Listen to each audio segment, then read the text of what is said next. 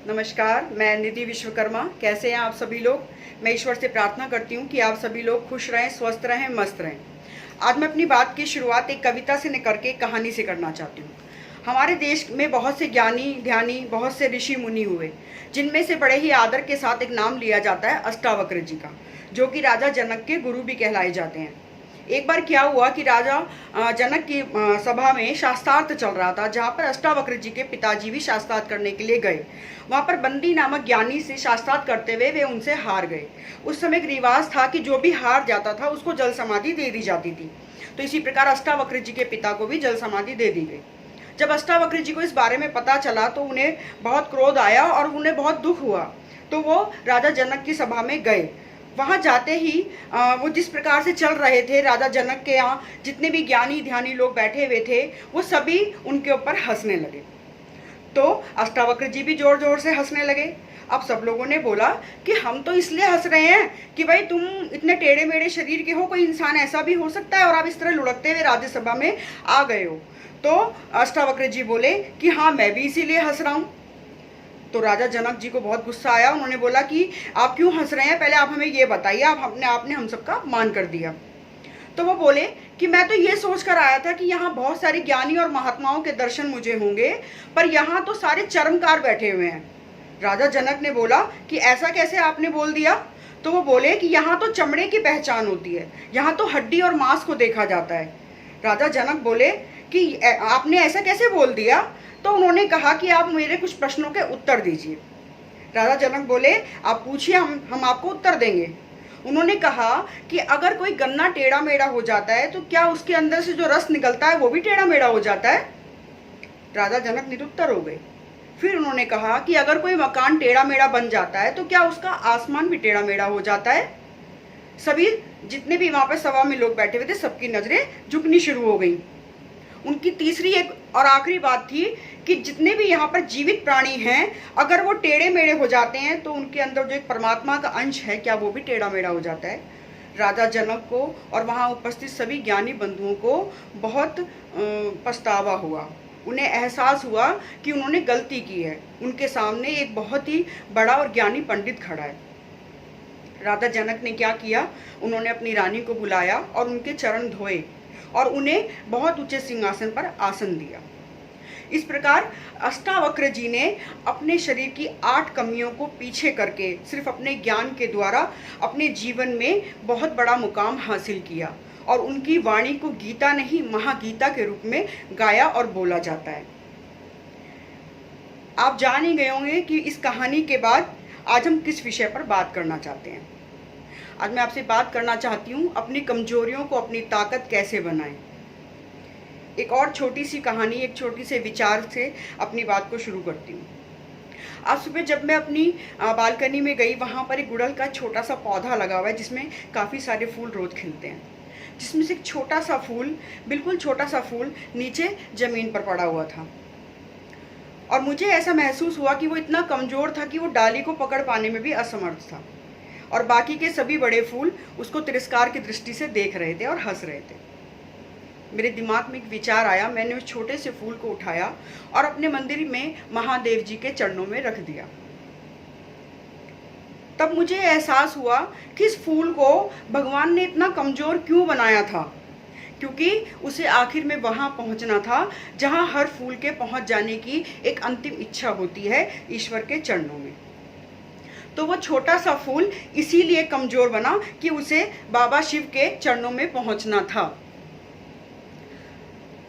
तो हर व्यक्तित्व एक अलग होता है, हर व्यक्तित्व के अंदर अच्छाइयाँ और बुराइयाँ होती हैं, हर व्यक्तित्व में कमी होती है, हर व्यक्तित्व में एक ऐसा गुण होता है जो किसी के अंदर नहीं होता।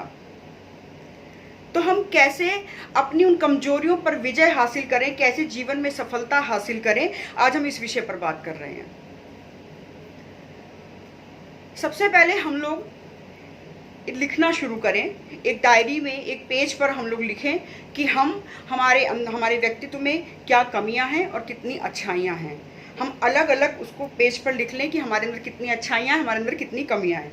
हम मोटे हैं, हम पतले हैं, हम गोरे हैं, हम काले हैं, हम छोटे हैं, हम अच्छा नहीं बोल पाते हैं, या हम बहुत अच्छा बोलते हैं, या हमारे अंदर पेंटिंग करने के गुण अच्छे हैं, या हमारे अंदर गाने के गुण अच्छे हैं। ये सभी बातें आप डायरी में लिख लीजिए। अब हमें क्या करना है कि हमें एक पेज पे लिखी हुई चीज़ों को लगातार बढ़ाना है और एक पेज पे लिखी हुई चीज़ों को लगातार घटाना है। आप समझ ही गए होंगे कि मैं क्या कहना चाहती हूँ।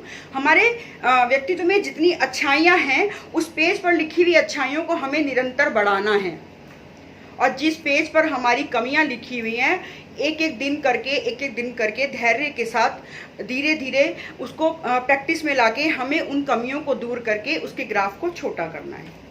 एक दिन आप पाएंगे कि आपके जीवन में अच्छाइयाँ और आपके गुण लगातार बढ़ते चले गए और जो आपकी कमियां थी वो कम होती चली गई। हमारे समाज में ऐसे बहुत से एग्जाम्पल हमें देखने को मिलते हैं जिन्होंने अपनी कमियों पर विजय हासिल करके अपने जीवन में बहुत बड़ा मुकाम हासिल करा। जैसे कि डॉक्टर भीमराव अंबेडकर। डॉक्टर भीमराव अंबेडकर बहुत ही गरीब परिवार में पैदा हुए। वो अपने माता पिता की 14वीं संतान थे। उनकी माता की मृत्यु उनके बहुत ही छोटे उम्र में हो गई थी। उन्होंने भेदभाव, जात पात की बहुत सारी चीज़ों को बर्दाश्त किया, उनसे लड़े, और अंत में हम सभी जानते हैं कि उन्होंने अपने जीवन में कितना बड़ा मुकाम हासिल किया। उन्होंने हमारे भारत देश का संविधान लिखा। डॉक्टर APJ अब्दुल कलाम, जो कि एक मछुआरे के बेटे थे, बहुत गरीब परिवार में उन्होंने जन्म लिया था। उनके पिता पढ़े लिखे नहीं थे, लेकिन उनके पिता ज्ञानी थे, और उनके ऊपर अपने पिता की बहुत सारी बातों का उनके ऊपर एक साया था। वो अपने पिता को अपना मार्गदर्शन मानते थे, और अंत में उन्होंने अपनी सभी परिस्थितियों पर विजय हासिल करके उनसे लड़के कितना बड़ा मुकाम हासिल किया। वो बहुत बड़े साइंटिस्ट बने और अंत में भारत के राष्ट्रपति बने। तो ऐसे बहुत से उदाहरण हमें अपने चारों तरफ देखने को मिल जाते हैं, जिन्होंने अपनी कमियों को दूर करके, अपनी अच्छाइयों को बढ़ा के, अपनी कमजोरियों पर विजय प्राप्त करके अपने आप को आगे बढ़ाया। कुछ चीज़ों का हमें ध्यान रखना होता है। निरंतर प्रयास। निरंतर प्रयास एक ऐसी प्रक्रिया है, आपने देखा होगा कि जब कुएं पे रस्सी बार बार आती जाती है तो वो कुएं के पत्थर को भी काट देती है। बस हमें वही रस्सी बनना है। हमें वो रस्सी बनना है जो बार बार एक ही चीज़ पर प्रहार करती है और अंत में उसे काट देती है। और हमें प्रहार करना है अपनी कमजोरियों पे, हमें प्रहार करना है अपने निर्गुणों पे। तो आप वो रस्सी बनिए जो कुएं को भी काट देती है।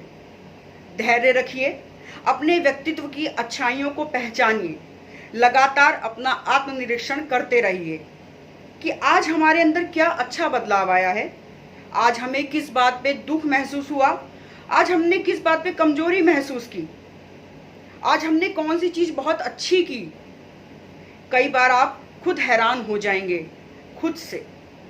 बहुत बार ऐसा जीवन में होता है कि कई बार ऐसी परिस्थितियां हमारे सामने आ जाती हैं कि हम अपनी एबिलिटीज को जानकर खुद हैरान हो जाते हैं कि ये भी था हमारे अंदर।